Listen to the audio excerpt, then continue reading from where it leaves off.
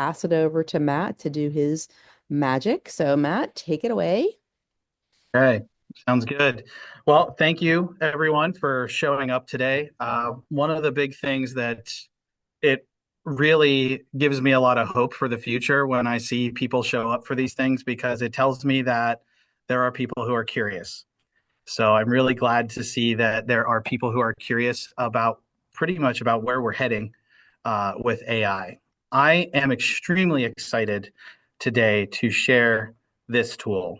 Um, I believe Magic School is probably the most popular tool. It is the one that has the most name recognition. It's the one that, most people think of when they think of, education related AI.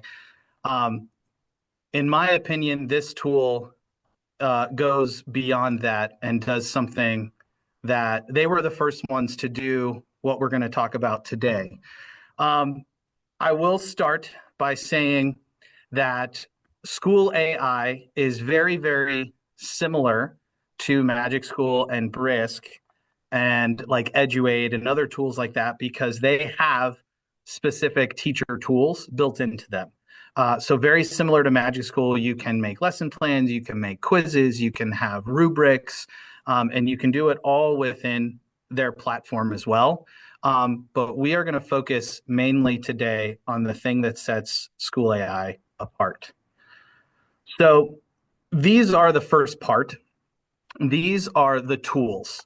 So these are the things that are very similar to Magic School. So everyone see my screen that I switched over?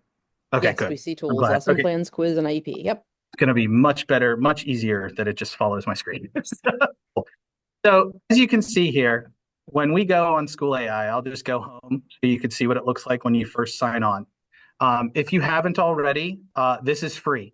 Again, this is another free teacher tool. All the tools that I've shared with everybody have free versions and premium versions. There used to be premium versions for teachers on here, but I believe now that they have switched to a district only model for premium. So a lot of these companies told me that the reason they do that is because having individual users pay doesn't make up for the cost of what it costs for them to utilize the AI that they use to run their tool. So having a district sign up for it helps them offset the cost of using the more advanced AI systems and things like that. So that's why a lot of these companies have moved away from the idea of an individual teacher signing up for it into a district model. But the free versions are still very, very useful and very, very relevant. So when you get on School AI, you'll see that they're split up into a pretty simple way here. So on this front page, Matt, we are seeing the slide deck. I'm not oh, you're sure still if, seeing. yeah, I thought that's where you wanted us to be, but now it Okay, sounds like you want us to be elsewhere.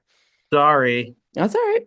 I was wishing it was I know you following sounded my super screen. excited, and then I was like, oh, I don't think I don't think we're where we want to be. That's okay. So let's just do like you said. We'll reshare and we'll pull that one up. So I apologize. I'm gonna have to go back and forth, but we'll do that. Perfect. Yep. So this is what the homepage of School AI looks like. So if you haven't already, I would love it if you would just go ahead and scoot over there right now in another window and go ahead and sign up for it. It's free. And if you have Google sign in or all those things, it'll just log you right in. Um, so the big thing that they push with School AI is these things called spaces. That's why they're the biggest thing. That's right in the center of the screen here. But I wanted to show you go in order of least important to most important. So we're going to start with the least important. The reason this is the least important is because these are the things that you see on all the other apps that we talked about so far. So these are the different tools that you can use. And just like all those other tools, you can go in there, you can generate a worksheet, a lesson plan. Um, you could try to generate jokes. They're usually not that great. Um, Performance tasks, course outline, class newsletter. I know a lot of teachers, that's one of their biggest use cases for these AI programs is they like to put in, the basic broad topics of what they covered, and then it generates a beautiful newsletter that they can just send home at the end of the week to their families and parents and keep their community involved. So The tools I'm not going to go into too much because these are exactly the same as the other ones. Um, Click on what you want, you type in essentially what you want, and then it creates it for you. So those are not really different from any of the other things that we've talked about. Um, so the next thing, I'm not even going to go back to the slide deck because I know what's next. The next thing is the assistants here. So School AI is interesting because it set up these assistants for you. Now, you can utilize Magic School and Brisk, not so much Brisk, but Magic School definitely to be an assistant for you. But School AI has these. All these are is their generic chatbot, and all they've done is program it to be an expert on these different specific things. So if you're getting started with School AI and you're not really sure what to do with it or how to use it, this one right here, the Space Designer, is a great place to start because you're like, what do I do to create a space? And so I'll just show you what that looks like real quick. It opens up a chat window, very similar to a chat GPT type thing. And so I teach sixth grade math. What's a good idea for a space?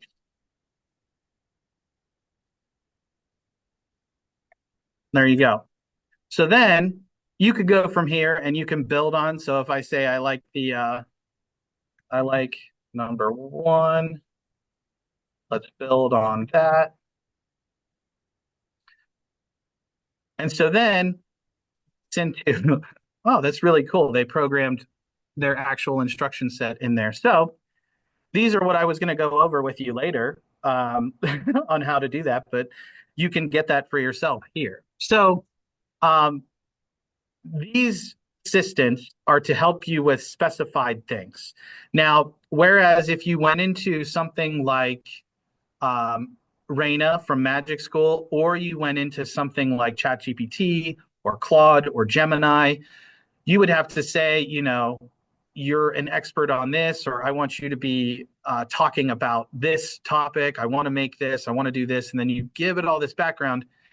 These assistants are already programmed to do that. So they've already been programmed to be an expert in what they say.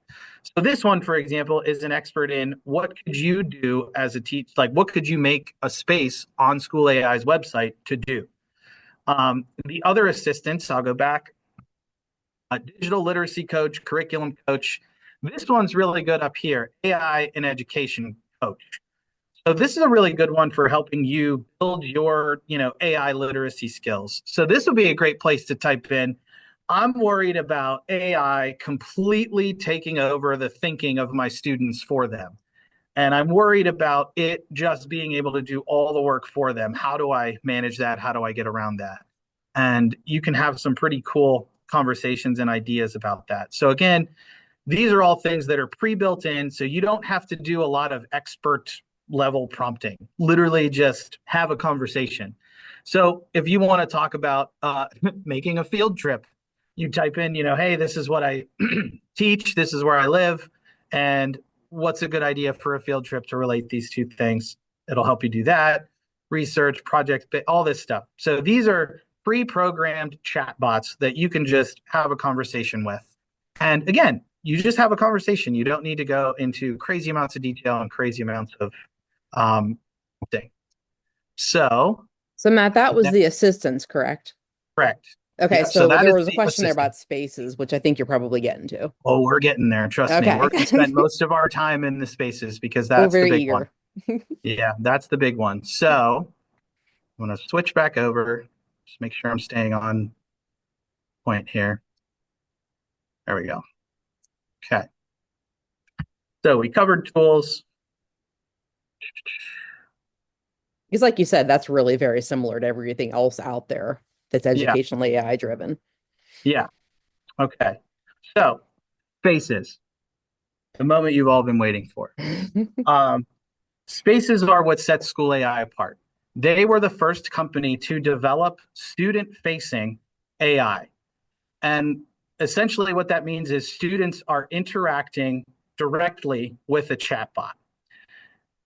So Obviously, early on, that prompted a lot of questions because we had a lot of conversation about privacy issues, data privacy issues. We had a lot of conversations about ethics, and a lot of good conversations. School AI partnered with a lot of school districts around the country, and they didn't release this out until they had all the feedback from, I think it was like 50 school districts around the country. So they kind of beta tested this in schools all over the country to see, what do we need to fix? What do we need to do? They worked very hard before they put this out. At least that's what the sales guy told me. So, and basically, when you use their product, you'll see that they did put a lot of thought and a lot of effort into it.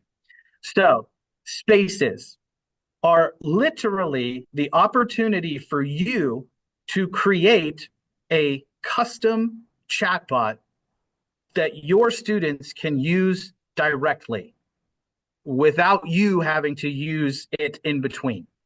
Okay.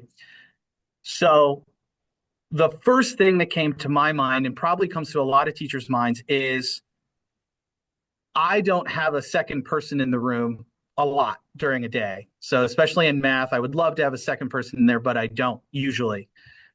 When I have students who are slipping behind on certain topics, I would love for the idea to pull them aside and have a really small group intervention with them.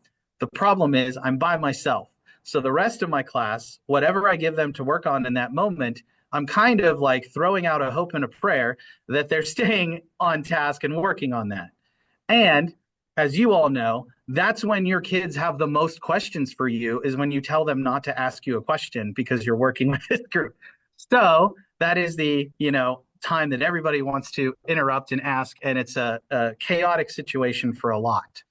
So in my mind, the first thing I thought of with these spaces was, boy, this would be really great as an initial thing if I could send a group of students and say, hey, have a conversation, explain what you don't understand, and see if it can help you. Okay. So you can input pretty much anything into these chatbots. They allow you to upload PDFs. So for example, I've had teachers even just simply do this. You could upload a quiz and the chatbot will literally just give the quiz for you, and then you have the results already done for you. Now, there's a lot of other programs that do that, but this one allows your kids, if they miss something, they can have a conversation and say, why did I miss that? Or what did I do wrong from this? Um, it's a really good opportunity, and it's a really safe way to get kids interacting with AI. And so you can tailor these any way you want. So for me, my dream would be every topic that I teach. So right now I'm teaching algebraic equations and inequalities, the really exciting stuff. And so I'm teaching that. And what I could do is upload my course curriculum materials. I can upload any notes that I have or anything that I've already created on the topic, and literally just say, you're going to be a tutor to help my kids understand this stuff. Ask them practice questions, help them understand, and ask them guiding questions. All right. So you can do all of this up front before you put it in front of students. You also have the ability to try it out before you put it in front of students. You can pretend you're one of your students, say all the things they say, type in this assignment is Skibbity, Ohio, and whatever. You'll see how it responds. It's actually quite funny because it'll be like, oh, that's like a really cool language you're using, but like, what about algebra? And it'll just like give back to algebra. So it's actually kind of cool how it's programmed to do that.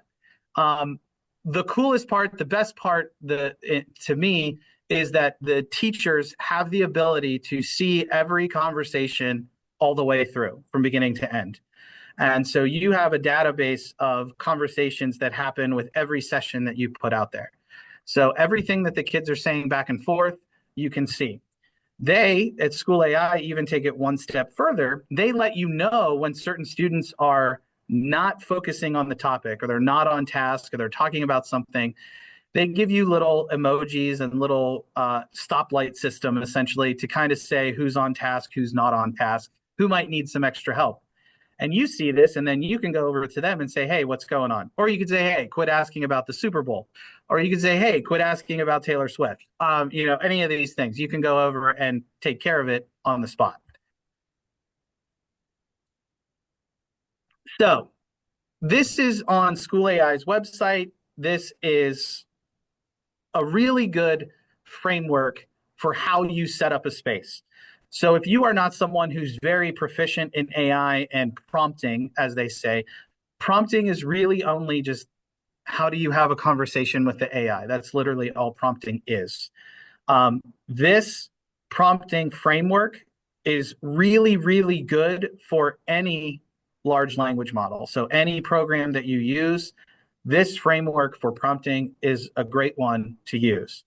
Um, so the big thing that I always stress to people, I did a training for lawyers in the last couple months, and I told the lawyers that when they use this, make it an expert in something. Like even if it's a made up job, make it an expert in that. So you're an expert in educational pedagogy and physics major. Someone like that may or may not exist, but they're quite rare. But again, the AI, all that does is tell the AI, okay, I'm focusing on physics and I'm focusing on educational pedagogy. The more narrow you can make that focus for the AI, the better its responses are going to be for you or for your students in this case. So outline the task that you want it to do. What do you want students to get out of the interaction? Is it a tutoring session? Is it a practice session? Is it both? So be specific in what you want the students to accomplish during their interaction with the chatbot. Provide specific instructions. So literally, whatever the instructions you would put on the paper for your students to do, put it for the chatbot to give out. I always think about it this way. If you're leaving really detailed plans for a substitute teacher because you're really nice, then you would provide super detailed instructions that you usually would never provide otherwise on lesson plans. So pretend it's a substitute teacher and give it all of the details and context and everything it needs, okay? And then set requirements. So essentially kind of set like the parameters of how far you want it to go. This is where you would say these kids are in sixth grade. A lot of them are going to struggle with this. You want to make sure that all of your responses to the students are really simple language, that they're going to be easy to understand. And that's where you put in all this information. And the more that you put in on the front end, the better the responses and everything are going to be on the back end.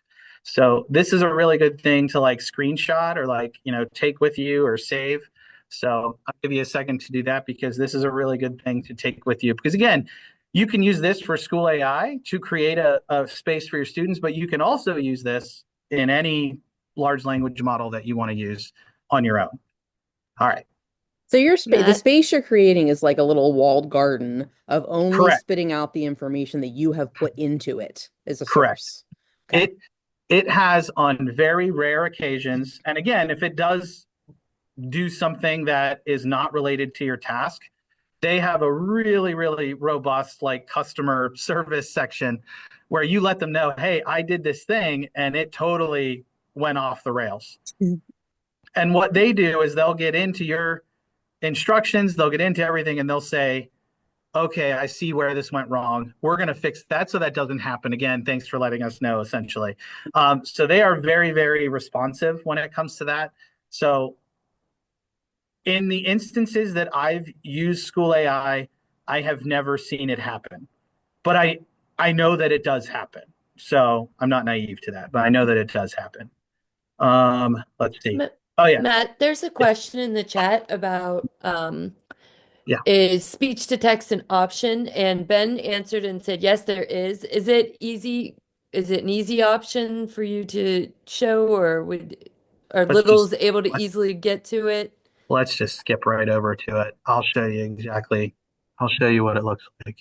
Have Awesome, to find thank the you. right window again. There we go. Don't have too many windows open. That's another thing I can recommend.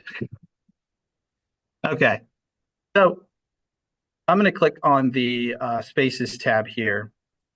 or just the beginning here. So this section right here in the middle is really the bread and butter. So this sidekick here, I'm going to try to explain this as best I can. This sidekick is already set up to kind of be a tutor. You pretty much just have to tell it what you want it to be a tutor on specifically.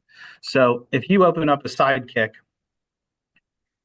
it is a tutor on various topics. Literally, you just type in, I want this sidekick to, talk about algebra, talk about specifically solving algebraic questions or, equations or whatever. And down here, you can type in stuff about your class. You could say, like, I usually just say that the academic levels are varied in this class. So be mindful of that. Make your answers, very simple to understand, simple and easy to understand. Tone, you can make it like, you can get funny with this. You can make it act like, a British monarch from like, the 18th century or, whatever. You can make it act like pretty much anything you want. Or you could just say like, I want you to be, empathetic or thoughtful, or I want you to be goofy and, make analogies with everything. You can really set it up. You could also set it up to be like you, however you are in class. You can just tell it to be like you when it responds to the kids. And then again, rules. So what do you want it to focus its conversation on? What's it going to keep driving the kids back to the conversation? Because I've learned that no matter what you do with this, the kids are always going to try to veer off topic and ask it some random, when's your birthday? What's your favorite color? Which is why before you institute anything like this and to put in front of your students, I highly suggest and recommend that you have a bunch of classes about AI literacy with your students before you put this in front of them. You explain to them very clearly what AI is. It's very important that they recognize that this is a machine. And it's very important that they recognize that even though it seems like it has emotions, it does not. It does not understand human emotions. It understands human words. And again, it can be very, very, very convincing that it is acting like a human. And that is because it is trained on humans, essentially. So it will seem very human-like in its responses, but it's always key to make sure that students know that this is a machine they're interacting with. And they always also, like we should also all know, that sometimes it makes mistakes. If you open any LLM, if you go to any website, you will always see at the bottom, AI can make mistakes. Make sure you double check the output. Okay, so that is something, before you put this in front of your students, I would have that conversation. I would also not make the same mistake I did and make sure that you let the students know that you can see everything they put in there. I did not make that delineation. And I had a student last year who spilled her heart and soul, everything, everything to this chatbot. Even though it was supposed to be a chatbot that was, just talking about what is a example of a challenging situation you've had and how did you overcome it? And it was supposed to be very empathetic and listening to kids' struggles and showing them what was good about how they came out of that. And it tied into our reading lesson. I had this great high hopes for it, but this student took that as an opportunity to have a little mini therapy session. It flagged the student very quickly because the student was saying things like, can you just tell me that you love me because no one else does? Can you, and things like that. So literally opening up her heart and soul to this thing, which is nice because I see that and then I can go straight to the school counselor and make sure that, the appropriate steps are being taken there. But just be mindful that you can see everything that they do. So if you want to try to be sneaky, you can do that. But just a word of caution there, you may get more than you bargained for with that. So I like to just say and be upfront that this is the purpose of this. This is what I'm looking to see. And this is what I would like you to be doing when you're on there. And Matt, so that's it alerted you to that, or did you stumble upon it? It alerted you. Okay. no, it alerts you. So this is starting from a sidekick. I'm going to go back and I'm just going to show you how to create one from scratch. Um, Before I do that, I'll show you the Discover. The creating from scratch is like the bread and butter here. So these are when you go to Spaces and you hit Discover, you can now search by standard. So if you're teaching a specific standard, you can search by that standard, region, and it usually goes by state or by country or anything like that. Or you can simply, if you're teaching a specific topic, so for example, President's Day, that just happened. There's no spaces for President's Day. I find that hard to believe, but Day. There you go. So you have these different spaces that are already created. So again, what's really cool about these, so let's say you find one, this launches there. That means that this was launched 11 times. So this teacher used this 11 times. You can look in now and see their description of it, what this bot is meant for and how it is used. And so if you are nervous about creating your own, you can literally come right down here to this remix button and you can just hit remix. And now it'll take their prompt. So you get to see everything. I can clearly tell they copied and pasted this directly from an assistant. If you see these from your students, by the way, these like numbers like that and these right here, the asterisks, that means they probably copied and pasted from an LLM because that's the representations of bold and headers and things like that in computer language in HTML. And they usually don't copy and paste over very well. So you get things like this. So this person very clearly copied and pasted this from another source, but you can read through all of their instructions that they put in there. Also be mindful of that when you create a space for yourself, is that anyone could go on and look at the instructions you put in there. So this is also something that is really unique to SchoolAI as well. And then again, you can go in and change this any way that you want. So all of these things down here, you can change, you can generate them all with AI, you can use what the person already has, you can change anything you want about this space instead of remaking or making one from scratch. So that is also an option. You literally just search. They have these big ones down here that are subject tutors. I mean, literally whatever subject you teach, you could create a tutor that's based on that topic. So social studies, technology, test prep. It's test prep season, so him might be a useful option for you there. All right.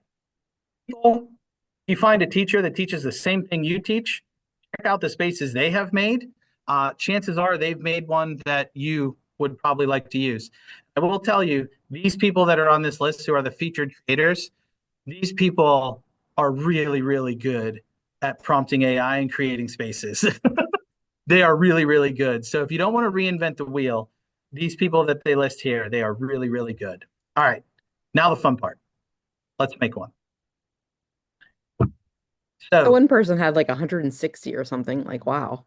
oh yeah, so there are people that have been using this since it came out, like for about 2 years now, and they use it regularly and they create new things each year too. And so they kind of go crazy with it. So Tracy will recognize this space here. I was going to utilize this space for the summer job that I had with the Penn State Readiness Institute. And this was all talking about the students were having chats. These are 11th grade students having chats about what they aspired to, what their future goals and aspirations were. So that was that whole space. I created this whole space here on AI literacy, which is really cool. And so we'll just use that one as a demo one. And what I will do is I will launch this. And what's going to happen when you launch? So this is the bread and butter here. So if I made you doze off for a little bit, come on back. So this is where the big stuff happens. So I've created this space. I put in the prompts for this space already. So everything's already prompted on the back end.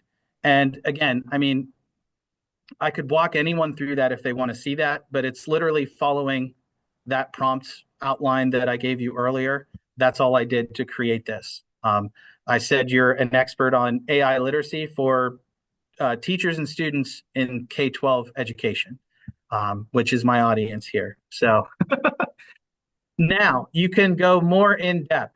So my audience, is teachers in K-12 who are brilliant and smart.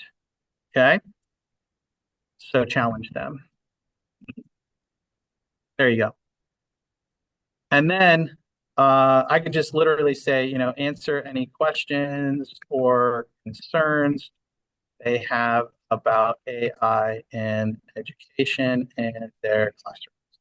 Now, you don't even have to do this part, but every time you launch a space, you can slightly change who the space is going to. So, for example, if you teach the subject in multiple periods and you have like a higher group and a lower group, you can adjust this part right here so the space stays the same, but its level essentially can change based on who your audience is. Okay. So that's a really cool feature that you can adjust this every time you launch it to people. So I'm going to go with that and we're going to hit launch. So SchoolAI, if you have Google Classroom, you can literally just connect this space directly to Google Classroom and students can just literally click a button and show up where they need to go. This is the most common way to do it. So if you app.schoolai.com, and then it should give you, I think /student, and that'll give you the option to put in a space. Let me see. app.schoolai.com/student. So this is where we will eventually see the speech to text Yeah, location from the student view. Okay. right.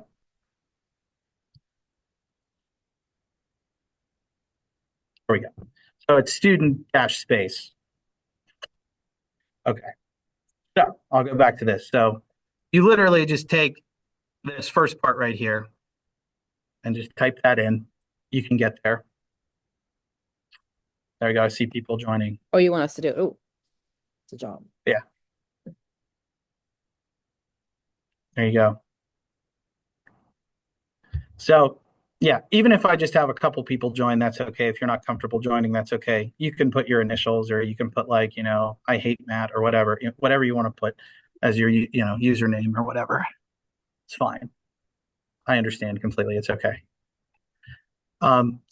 What's really cool about this and what really got a lot of teachers feeling better about a program like this is that this does not require any student login information. So it doesn't require Google login. It doesn't require any information from the student. I have my students, when they do this, just for an extra level of precaution, put in initials. If they have like a lunch number or something that they know, or you have like numbers for kids in your class, they can use those numbers. What I was told happens is when a student has a conversation with a space, that data gets jumbled up and anonymized. I think that's the word. I think that's the right one.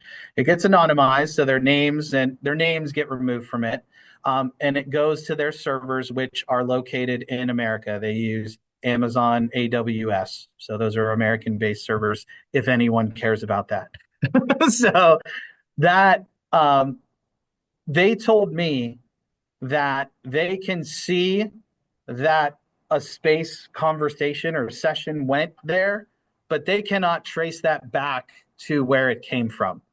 So, and that's kind of the whole point. You don't want them to be able to trace anything back directly to a student. And that's what a lot of people were worried about, is them being able to trace these conversations back, or the AI program in general being able to trace back to a specific location and a specific student. It cannot do that.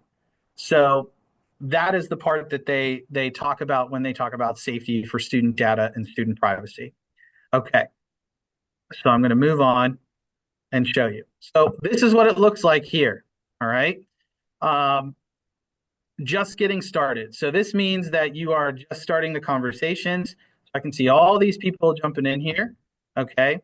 And what I can do as you're having conversations with this is I can click and see all of your conversations as it's happening.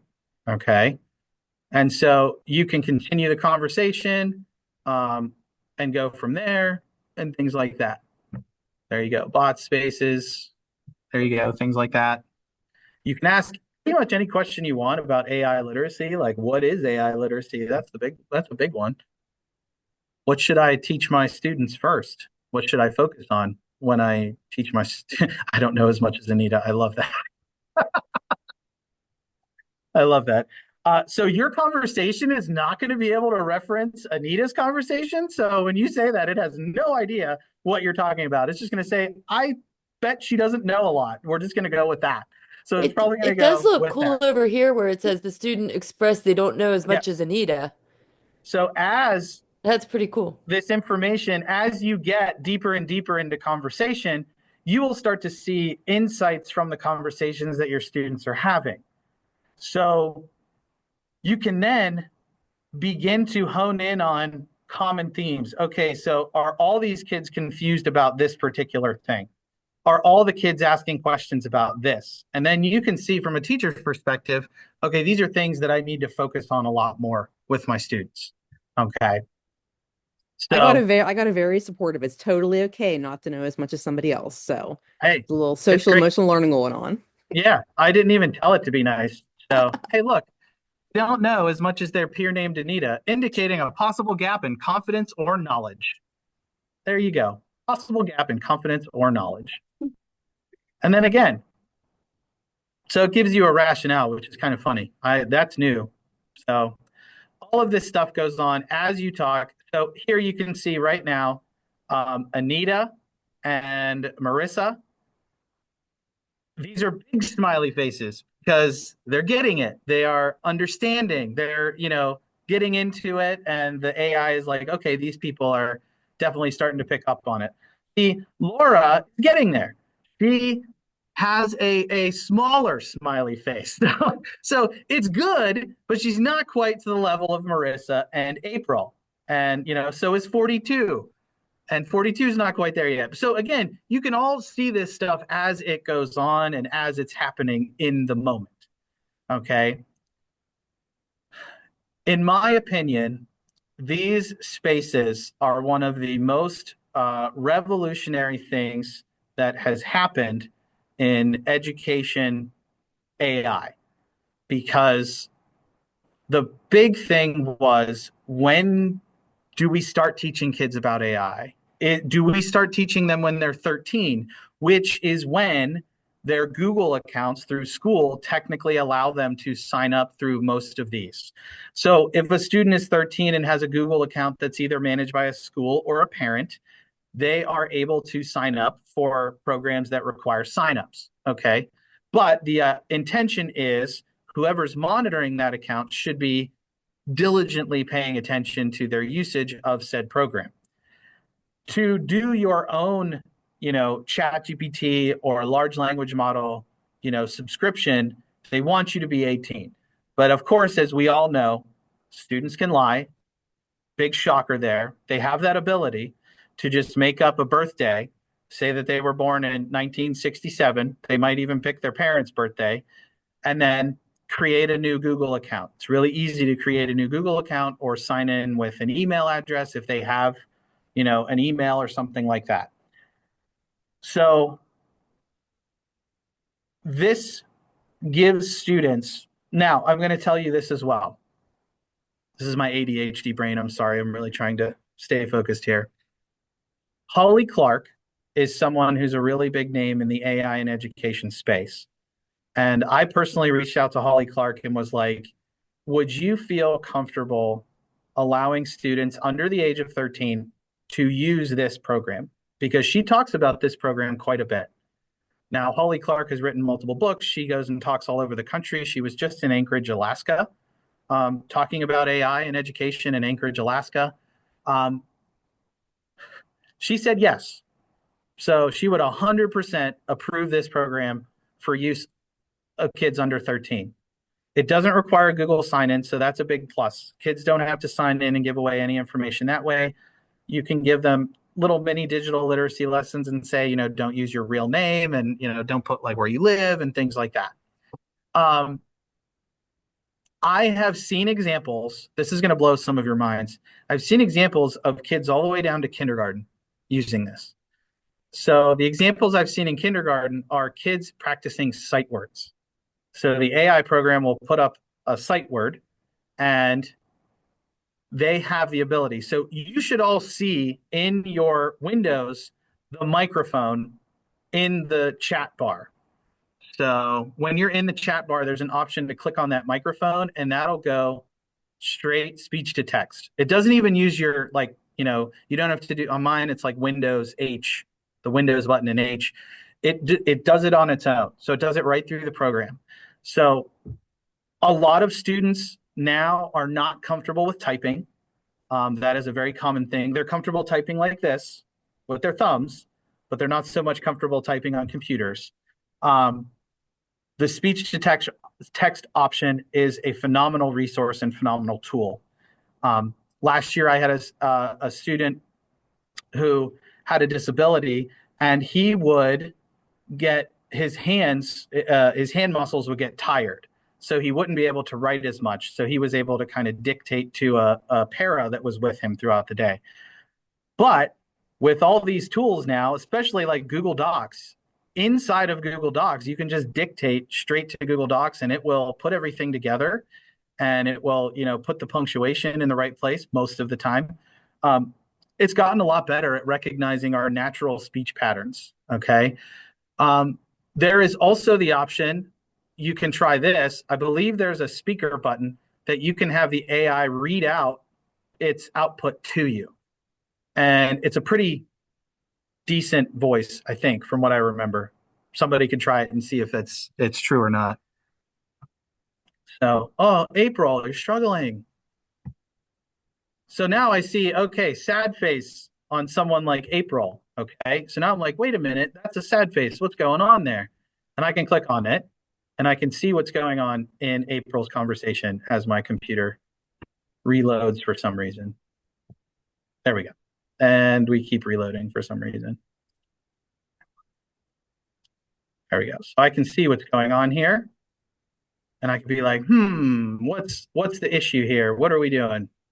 And so on and so forth. I'm not going to go into your details there, April. I won't do that to you. But you can see how this would be a very useful tool for teachers. Now, let's see if I can use this here. You can use this grouping tool.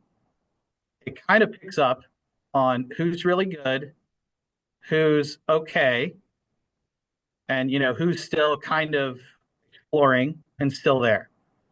So you can essentially kind of group your students based on how they are engaging in this conversation. So again, you can see how this would be a really useful tool for teachers on the back end. You can get almost instantaneous insight into, okay, what are they messing up? What exactly are they missing?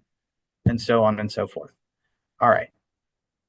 So what I'm going to do right now, I apologize if you're in the middle of the conversation, but what I'm going to do right now is I'm going to end this session and show you what it looks like when a teacher ends the session.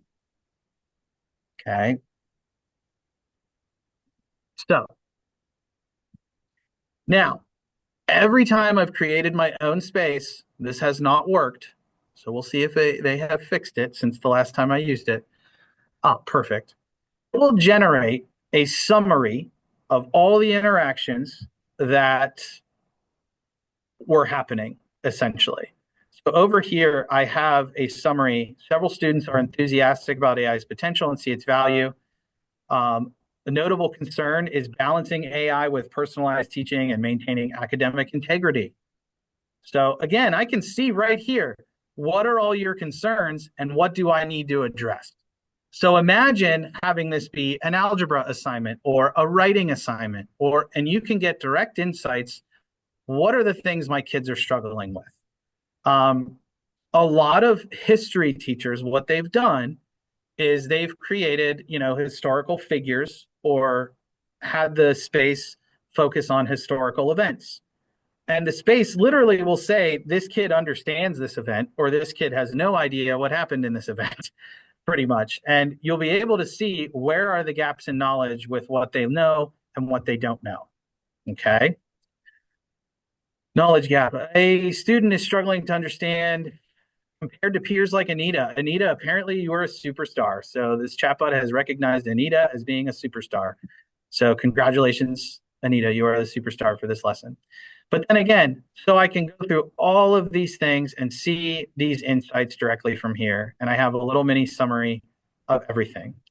So if this was focused on a specific subject, a specific topic, lesson, you could get direct insights. Do your kids know it? Do they not know it? And you get Okay. that summary after you close the entire session, Yep. correct? As Okay. soon as you end the session, it will summarize everything that happened in that session and just kind of put it all together for you. It's kind of like the, AI assistants do when they're in these Zoom meetings. They listen to everything and then they tell you the important parts of it or what you personally, action items you need to do. So that is pretty much it. Now, one of the things I will say, see if I can go back to this, with the free version, I believe, yeah, there it was right there. So I did this. I'm going to go back. Hold on real quick. I just saw what I was looking for. As you're You, going back, Matt, how long can a session stay open? I had one that was open for a month and a half because I forgot about it. Okay. It'll stay open. You could have one that literally stays open the whole year. I've actually heard a suggestion of that because I talked to a teacher who used a space kind of as like a journaling for their students to like do a daily like reflections. And he left the same conversation open like all year. And then at the end of the year, the information that he got on how the students changed throughout the year was like, he was like, it was amazing to see that in like real time. So, that's there. The uses for these spaces is only limited by you. So you can literally use these for anything. Um, so this is what I wanted to show you right here. With the free version, you can have up to 75 participants throughout the day. I teach at a very small school, so I would never reach that, especially for one class that I have. Um, my maximum students is 42 students, and that's if everybody is here. Which, if you follow me on TikTok, you know that I talk about absenteeism as a big problem. I'm sure many of you can empathize with that. But I usually never reach the 75 participant limit. And again, this would be something you can test out with different classes. And you can kind of see where it goes from there. Just going to click on this because I can't remember. Yeah, request a quote. So that's what they do. It's a bummer. They used to have like you could pay and it wasn't that expensive. So over here, they have the AI model that they used. Right now, pretty much every program, Magic School, School AI, Brisk, their standard model is the lowest free version available for ChatGPT, which is 4.0, which is pretty darn good. So the standard is usually really all these companies really need. But so that's pretty much it. That's pretty much it. There's a question there in Spaces the are chat. the spaces are the big thing here. Question So there in the chat about sentence structure. Would a chatbot give that feedback? It sounds like it would. absolutely, it does what you program it to do. So if your focus is sentence structure, you need to be very specific about what about sentence structure that you're trying to push in this lesson. Another helpful thing to do that wasn't listed in that prompt, but give it examples of good sentence structure. So give it an example of a really good sixth grade student, or in my case, sixth grade, but a really good whatever grade student, and a really bad example. And it has some context now. Okay, this is what a good sentence looks like. This is what a terrible sentence looks like. I need to get the kids to this level, um, and things like that. So yes, you could absolutely prompt that.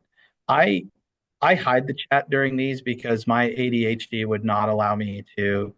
So We I totally just understand. That's why I Tracy and mute I are it back. until the end. So That's why um, Tracy and I are back here looking at it. I love it. Thank you. So yeah, if there's any questions, anything, this one I usually I almost go over. This one I was trying to be really cognizant. I really wanted to focus on the spaces. Is there anything that I didn't do that people would like to see from School AI?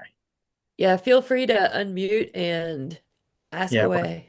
or type in the chat or whatever. Okay, I'm April here did for find a you. sentence structure. Awesome.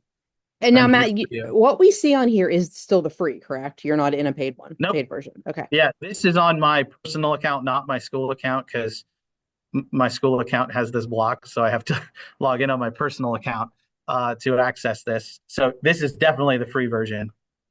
Um, yeah, and this is why this one has like only a few spaces. My other one has a lot more, a lot more in it that I've created. I think I got to about 50 spaces before I stopped using School AI.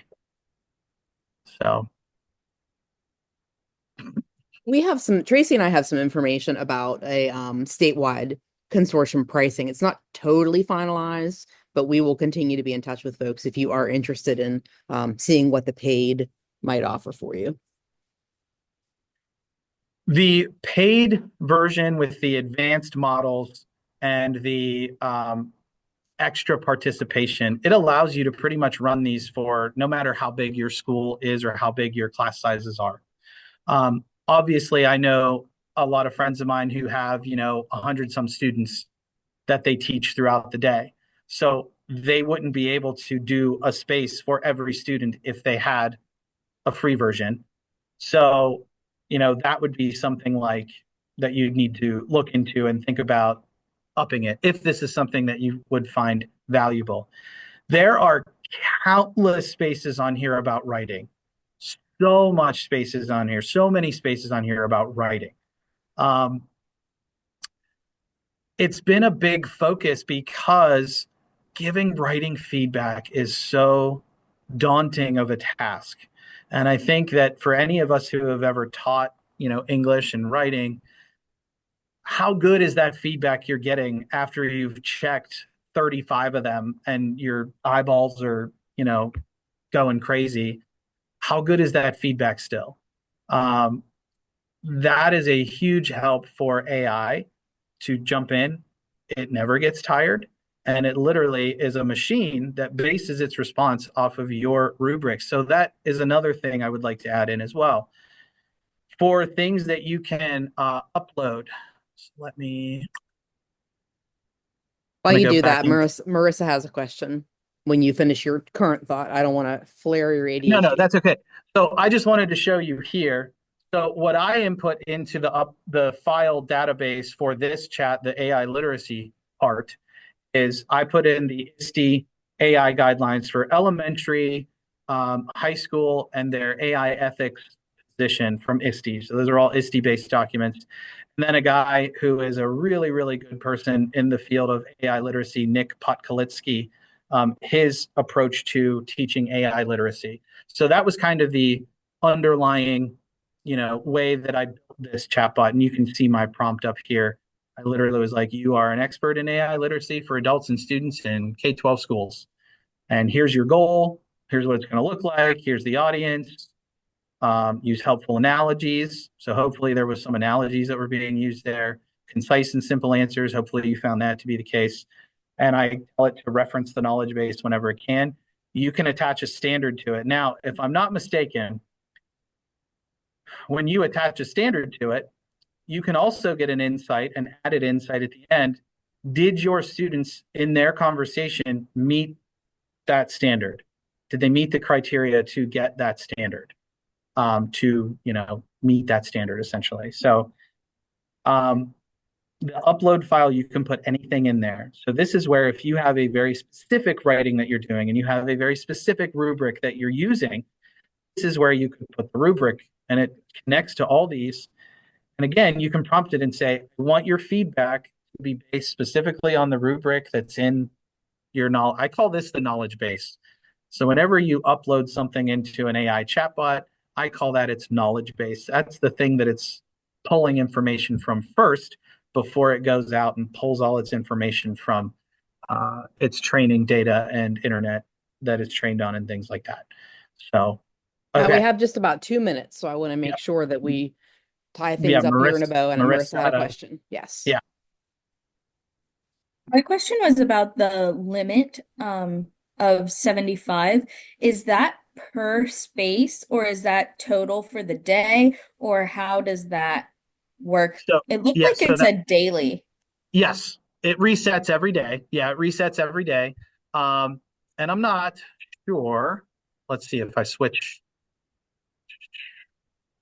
I saw 150 noted somewhere too.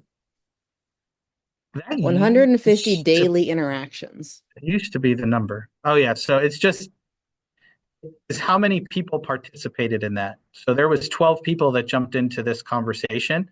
So it had 12 participants in that session.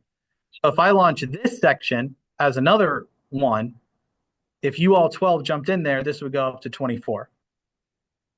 So it's just every time you launch anything from your account. So again, you can go crazy and have you can get 150 by having your personal account and your school account. So, but or you could just like try to tuck your district into it. I will tell you though, from what I know, if there's any district level people here, School AI is more expensive than Magic School. Last I heard from about 6 months ago, School AI is about $8.33 a student. And Magic School was about $5 a student. Now, of course, that may have changed since 6 months ago, but that was the last estimate I had heard. I think what we have is going to be a little more favorable than that. So stay tuned. Yeah, right, exactly. So again, if you can get it, this one, in my opinion, is the one that has the ability to kind of change the game a little bit for us teachers.